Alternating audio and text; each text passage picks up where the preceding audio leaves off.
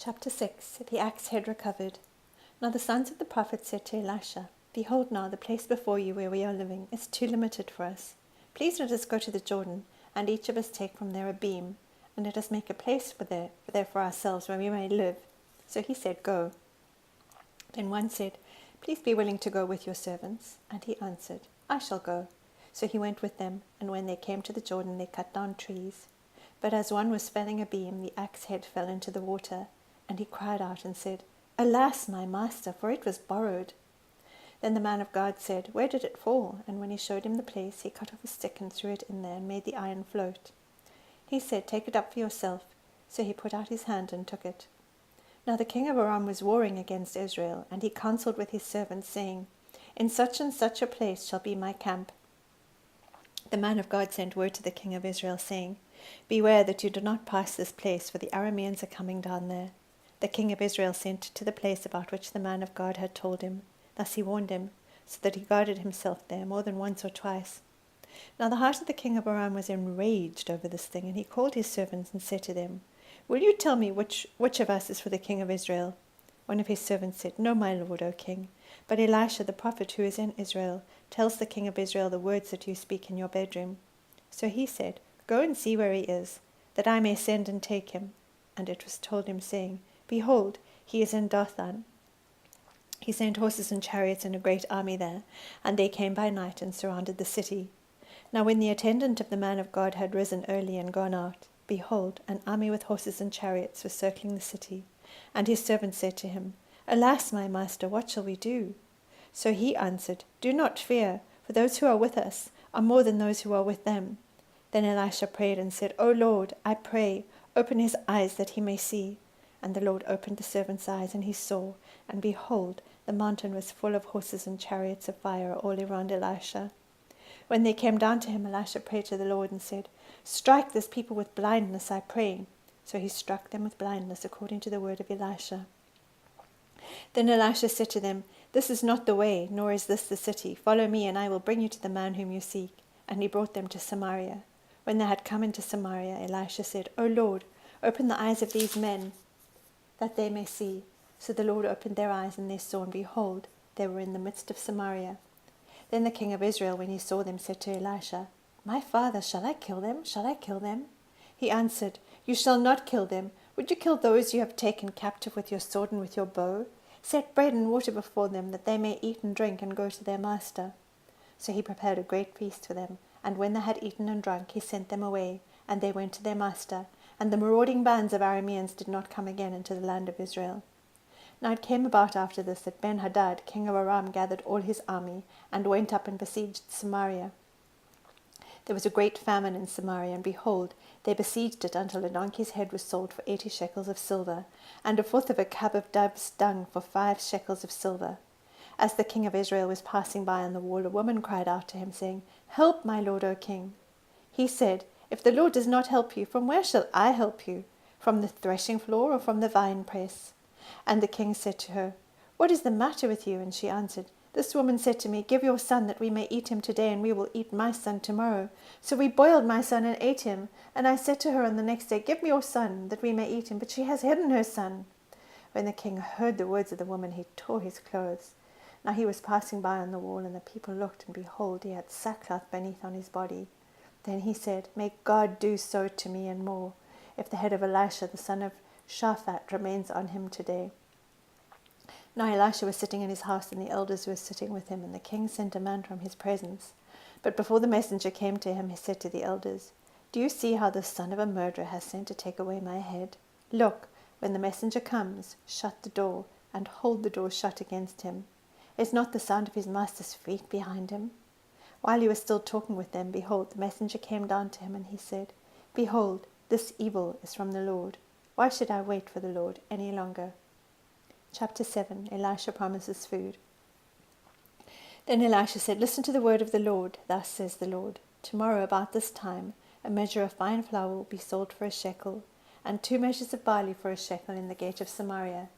The royal officer on whose hand the king was leaning answered the man of God and said, Behold, if the Lord should make windows in heaven, could this thing be? Then he said, Behold, you will see it with your own eyes, but you will not eat of it.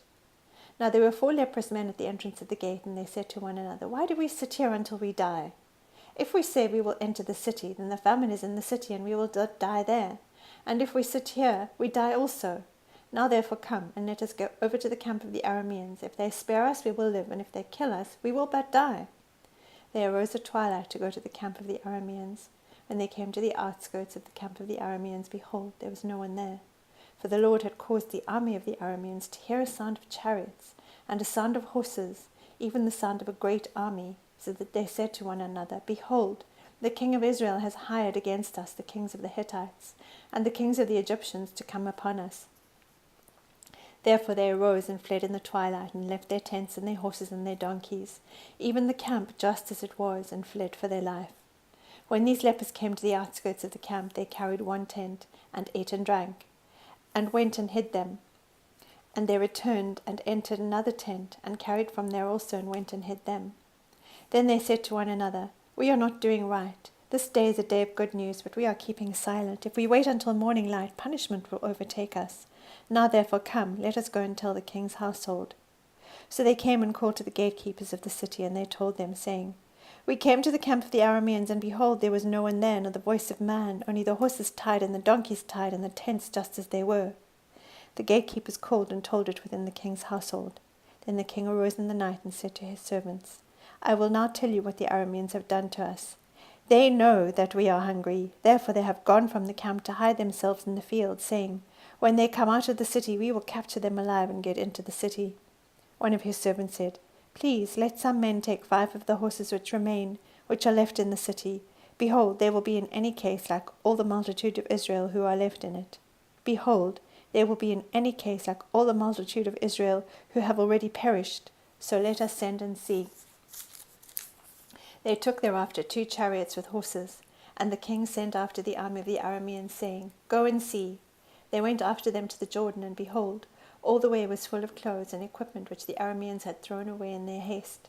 Then the messengers returned and told the king. So the people went out and plundered the camp of the Arameans. Then a measure of fine flour was sold for a shekel, and 2 measures of barley for a shekel, according to the word of the Lord. Now the king appointed the royal officer on whose hand he leaned to have charge of the gate. But the people trampled on him at the gate, and he died, just as the man of God had said, who spoke when the king came down to him. It happened just as the man of God had spoken to the king, saying, 2 measures of barley for a shekel, and a measure of fine flour for a shekel will be sold tomorrow about this time at the gate of Samaria. Then the royal officer answered the man of God and said, "Now behold, if the Lord should make windows in heaven, could such a thing be?" And he said, "Behold, you will see it with your own eyes, but you will not eat of it." And so it happened to him, for the people trampled on him at the gate, and he died. Chapter 8. Jehoram restores the Shunammite's land. Now Elisha spoke to the woman whose son he had restored to life, saying, "Arise, go with your household and sojourn wherever you can sojourn, for the Lord has called for a famine, and it will even come on the land for 7 years." So the woman arose and did according to the word of the man of God, and she went with her household and sojourned in the land of the Philistines 7 years. At the end of 7 years the woman returned from the land of the Philistines, and she went out to appeal to the king for her house and for her field. Now the king was talking with Gehazi, the servant of the man of God, saying, "Please relate to me all the great things that Elisha has done." As he was relating to the king how he had restored to life the one who was dead, behold, the woman whose son he had restored to life appealed to the king for her house and for her field. And Gehazi said, "My lord, O king, this is the woman, and this is her son, whom Elisha restored to life." When the king asked the woman, she related it to him. So the king appointed for her a certain officer, saying, "Restore all that was hers, and all the produce of the field from the day that she left, until even now."